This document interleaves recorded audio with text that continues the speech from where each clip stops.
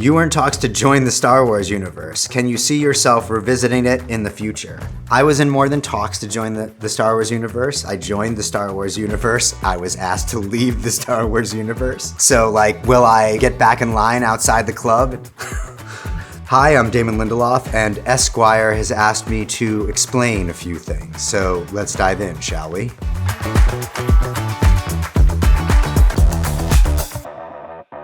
Damon Lindelof, colon. Anytime I see my name in a colon, it ain't good. Damon Lindelof, colon. Make less Marvel movies so each one can be a bit more special. I think I got a little bit misquoted here. The full quote was me saying, I see all of the Marvel movies. I love all the Marvel movies and TV shows. I think what I was just saying is, if you wake up on Christmas morning and you go down and there's 500 presents under the tree, just by the time you're opening present 35, all the presents kind of lose any meaning. But if there's 3 presents under the tree, the value of each present is raised. So I'm not knocking any Marvel movie. If I had to name one that I wish didn't exist, I'd be very hard pressed to do so.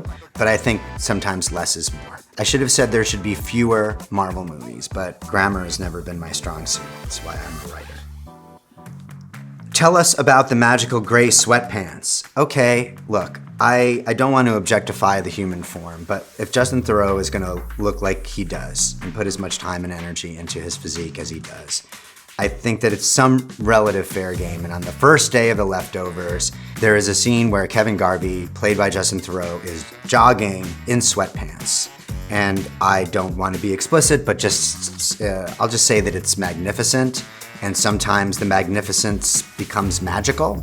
And this was just one of those times, You stand there on the set as a writer and you go, I've created magic. And it's not because I wrote anything or did anything other than say this character jogs, but watch the scene and you'll understand, you'll believe in magic. How would I end Succession? Yep, that's what America wants to know, how I would end it. Let's get Lindelof on this. I will just say Jesse Armstrong and his team are incredible, and however they end Succession, I think we're all gonna love it. Succession probably is breaking the rules if one of the Roy siblings does not end up with the company. But if I were ending Succession, none of them would, because that would piss off the most people. And that, gotta stay on brand, guys. Of all the characters in all the hit series you've created, who would you most like to have dinner with IRL? That means in real life. I know that. I'm not that square. I wouldn't want to have dinner with Looking Glass from Watchmen because I'd have to be looking at my own face and who wants to eat with themselves. Matt Jameson is a good one from The Leftovers.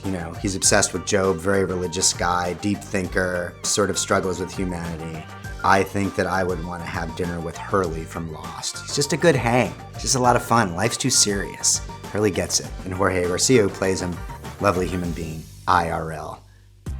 You're a Twin Peaks fan. Boy, am I. Thoughts on throwing your hat in the ring to join a 4th season, should it ever happen? I'm just gonna go ahead and say that the only person who should be writing Twin Peaks is David Lynch. I mean, that's just, not to be an absolutist, but it's kind of if he's not making it, then it's not technically Twin Peaks. That said, I would love to make a cameo as a weird person in Twin Peaks, preferably in one of Agent Cooper's dreams. So David, I have a headshot and a resume. I can talk backwards. If you're interested. Was your obsession with Paul Rudd peak pandemic for you? Look, we're all obsessed with Paul Rudd. I mean, look at the guy. And this whole obsession that I had was based on the fact that Paul Rudd showed up and gave Seth Rogen a back massage completely and totally randomly. And so I went off on a jag of all these places that Paul Rudd was showing up that he wasn't supposed to be. And guess what? I was listening to a podcast with Bill Hader talking about the first 2 episodes of Barry, and he mentioned this music that they used for Henry Winkler's one-man show, and he said that the idea came from Paul Rudd. So the guy's everywhere. There's no stopping him. He's not slowing down.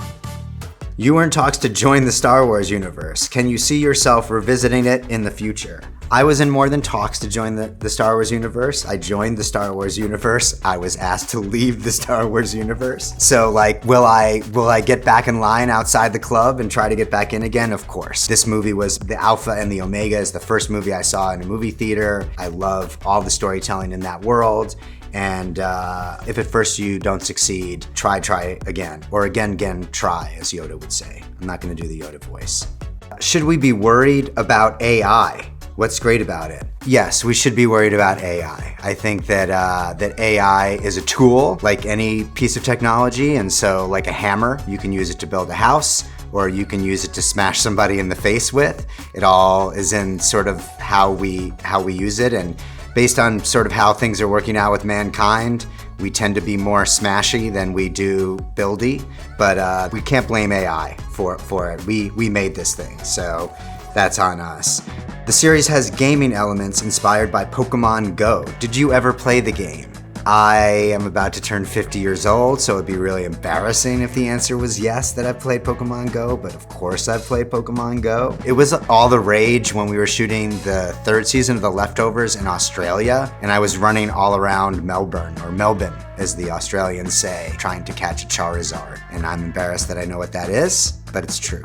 We can't really relate to one another if we're not being honest.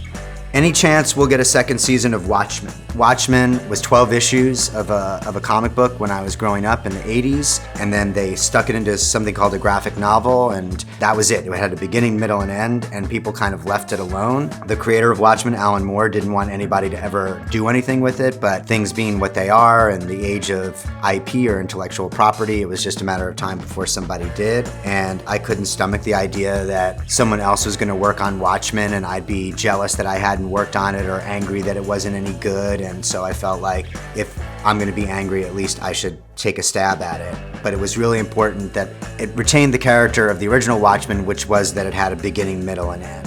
And so while I think that the story could potentially go in new and exciting places, I don't think I should be working on any more Watchmen, because this is a car that you should get to drive, but it doesn't belong to you.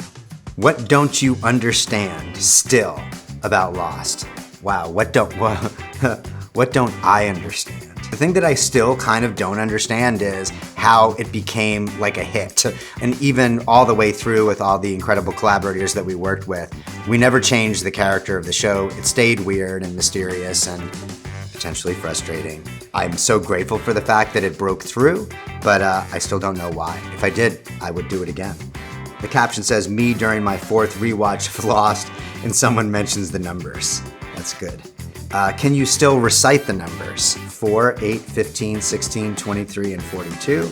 Embarrassingly, every time there's like a Mega Millions jackpot that everyone's talking about and it gets up to be like $700 to $800 million, I'm like, someone is gonna play the Lost numbers, and if they hit, that someone is gonna make like hundreds of millions of dollars. I need to get in on that action. I'm just far too narcissistic and greedy not to. So I do play the Lost numbers when there's a big jackpot.